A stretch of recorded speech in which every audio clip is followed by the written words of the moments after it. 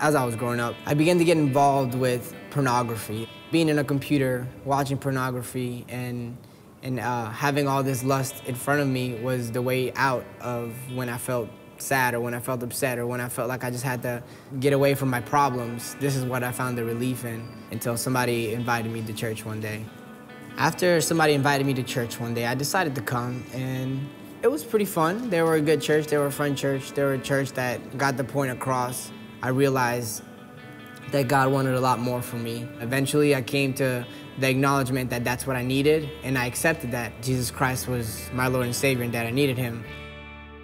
There was still that struggle in my life, and because I never decided to deal with it, I had a hard time even thinking of myself as anybody who related to Christ or had something to do with God. You know, being really involved with pornography to the point where I was now addicted, I was having some serious problems figuring out who I was, and I couldn't relate to people at church.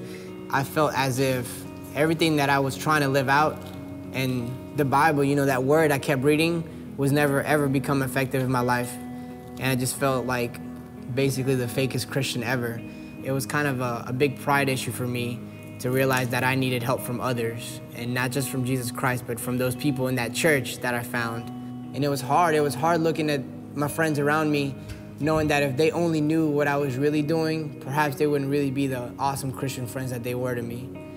I would sit there and I would think, if they only knew how I feel inside, you know, if they only knew how messed up I feel about myself, if they only knew what I see when I look in the mirror and I don't see a Christian, I don't see somebody who's in love with God.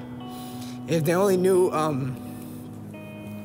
how I felt and how I looked at myself, because I was so covered in sin and I was so covered in mistakes that I didn't feel genuine after all. I didn't feel genuine, and I didn't feel that God would actually, and it's a scary thought, but that He would even allow me to be with Him in heaven for the rest of eternity.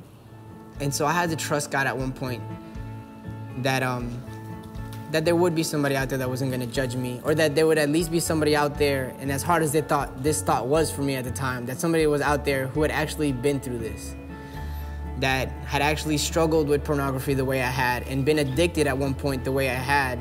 It was hard, but eventually I let somebody know. I let somebody know that I had this problem. I let somebody know that even though I accepted Jesus Christ, I was still struggling with pornography, and that I was still having a problem with letting go of it.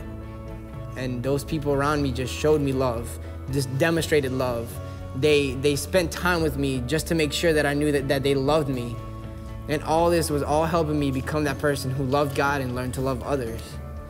And the change that happened slowly but surely was just amazing, because I can trust Him, and I learned to trust people that know Him. And just confessing my sin and being accountable to people like that made the huge difference between coming from somebody addicted to pornography to coming to somebody who is in love with God.